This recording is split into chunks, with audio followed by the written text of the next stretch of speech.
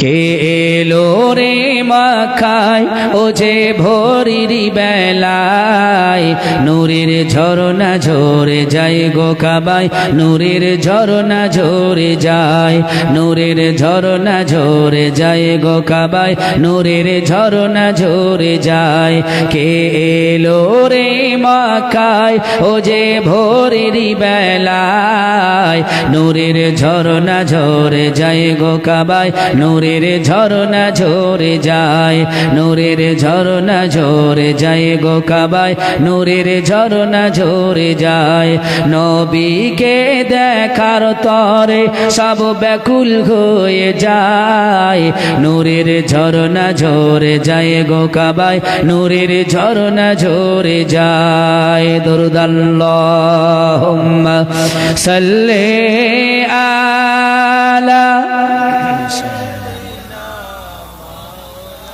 মাশাআল্লাহ আরো জোরে জোরে ওয়া আলা আলি সাইয়্যিদিনা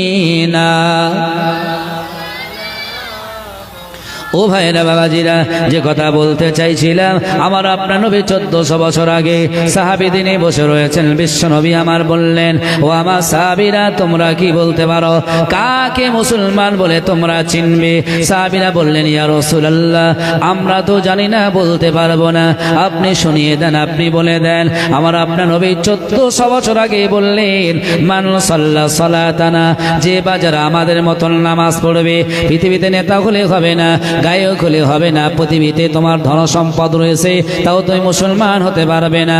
আলেম হলেও মুসলমান হতে পারবে না বিশ্বনবী বললেন প্রথম নাম্বার হলো কলা as-salatu li waqtiha যে সময় মতো নামাজ আদায় করবে কারণ বর্তমান সময়ে আমাদের গ্রামের মসজিদে ফজরের সময় আজান হয় যোহরে মাগরিবে আসরে সাইম আজান হয় এই 5 ওয়াক্ত নামাজে যদি মুসলমান আজান শোনার পরে জামাতে শরীক হয়ে যায় রাসূলুল্লাহ তার সম্বন্ধে বলেছে ওয়াস্তাকবালা কিবলাতানা কাবাকে কিবলা মনে করে 5 বার সিজদা দেবে ওয়া কালা জাবিহাতানা আর জবাইকৃত পশুর গোশত ভক্ষণ করবে ফাজালিকাল মুসলিম তোমরা তাদের মুসলমান বলে চেনো একবার জোরে জোরে বলুন সুবহানাল্লাহ ও ভাইরা বাবাজিরা পদ্মপুকুরের গ্রামের মানুষেরা জওয়ান যুবকেরা হাতে ধরে বলে যায় আপনাদের শুনে রেখে দেন আপনি ধন সম্পদের মালিক হয়েছেন বাড়ি গাড়ি টাকা পয়সার মালিক হয়েছেন আপনার সম্মান বহু প্রচুর রয়েছে না না না আল্লাহর কাছে আপনার সম্মান তখন থাকবে যখন আপনি 5 ওয়াক্ত নামাজি হয়ে যাবেন কারণ আল্লাহ নিজেই বলেছেন বান্দারে যে বা যারা 5 ওয়াক্ত নামাজ আদায় করবে আমি আল্লাহ আর আমার রাসূল মুহাম্মাদুর রাসূলুল্লাহ তার জন্য জিম্মাদার হবে একবার জোরে জোরে বলুন সুবহানাল্লাহ এই জন্য আমার আপনার নবীকে পৃথিবীতে পাঠিয়ে দিয়েছিল একটা নয় দুইটি নয় 63 বছর জীবন জিন্দাগিতে 23টা যুদ্ধ তিনি করেছিলেন এই 23টা যুদ্ধের ভিতরে একটা যুদ্ধ ছিল উহুদের যুদ্ধ আপনার নাম শুনেছেন আমার আপনার নবী সোনার নবী জান্নাতি নবী যে নবীর গায়ে মশা মাছি বসতো না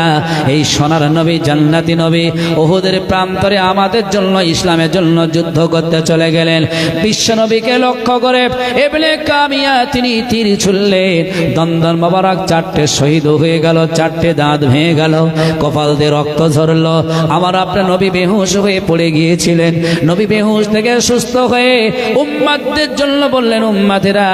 আমি নবী জান্নাতি নবী যুদ্ধ না করলে আমার জন্য করণীয় কিছুই হতো না কিন্তু আমি যুদ্ধ করেছি ইসলামের জন্য দ্বীনের জন্য যাতে করে ইসলাম তোমাদের কাছে